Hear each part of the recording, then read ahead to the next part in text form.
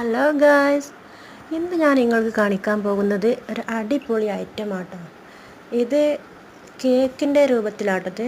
ഇത് സ്റ്റീം ചെയ്താണ് ഞാൻ ഉണ്ടാക്കിയിട്ട് ഉള്ളത്. ഇത് ഇഡ്ഡലി ചെമ്പിൽ ആവി കയറ്റിങ്ങാണ്ട് സ്റ്റീം ചെയ്ത് ഉണ്ടാക്കിയതാണ്. ഇത് സ്റ്റീം ബന്ന് എന്നൊക്കെ പറയും, കിണ്ണത്തപ്പം അങ്ങനത്തെ ഒക്കെ ഐറ്റാട്ടോ. ഇത് കേക്കിൻ്റെ ടേസ്റ്റാണ്. കേക്കിൻ്റെ അതേപോലെ സോഫ്റ്റാണ്. മുറിച്ച് കാണിച്ചതിന് കണ്ടില്ലേ, അടിപൊളിയാട്ടോ. കിടിലൻ ഐറ്റമാണ്, നല്ലൊരു പലഹാരം അതിട്ടോ. ഇതുണ്ടാക്കാൻ വളരെ ഈസിയാണ്. വളരെ സിമ്പിളായിട്ട് നമുക്കിത് ഉണ്ടാക്കിയെടുക്കാൻ കഴിയും. കുറഞ്ഞ ഇൻഗ്രീഡിയൻസ് വെച്ച് തന്നെ നമുക്കിത് ചെയ്തെടുക്കാൻ പറ്റും കേട്ടോ.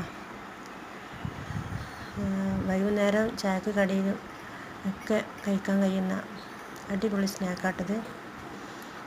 കണ്ടാൽ നല്ല കേക്കാന്ന് വിചാരിക്കുമല്ലോ, മുറിച്ചുമ്പോൾ അതേപോലല്ലേ, കാണാൻ നല്ല മൊഞ്ചുണ്ട്, നല്ല സോഫ്റ്റ് ഉണ്ട്, അടിപൊളി. എങ്ങനെയുണ്ട് കണ്ടോളൂ, ഇതൊക്കെയാണോ, നല്ല സോഫ്റ്റാണ്. കേക്കിൻ്റെ അതേ രൂപം തന്നെയാണ്, കഴിക്കുമ്പോൾ നല്ല ടേസ്റ്റാണ്. ഇതിൽ ഞാൻ മൈദ, എഗ്ഗ്, വെളിച്ചെണ്ണ, ഇത്രയും ഐറ്റംസാണ്